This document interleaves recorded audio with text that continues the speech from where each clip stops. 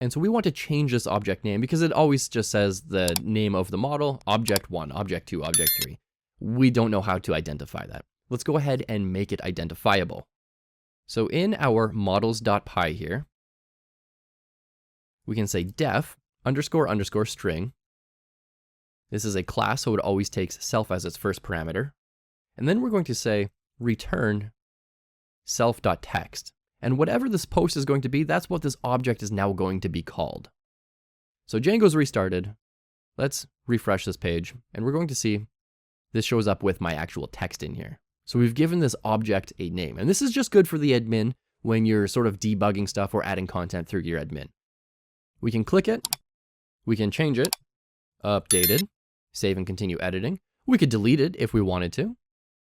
Let's go ahead. Yes, I'm sure, delete this post. Let's go add another one. This is a new post. Save. Now, here's the thing.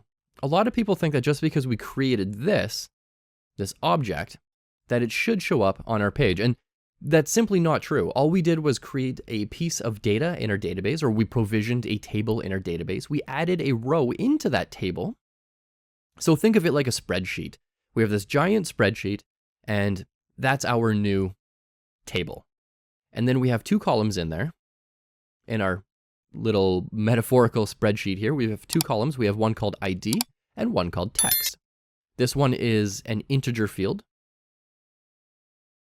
And this one is a text field or a char field, a character field. So it can't have 10,000 characters, but it can have 140 characters. And we call that a char field or a character field. But where people get a little bit confused is it doesn't show up on here. And that's because it simply doesn't know how we want it to show up. How do we want to style our website? Where do we want to place this stuff? No framework in the world can tell you that. It's not going to know automatically. You need to tell it explicitly what to do.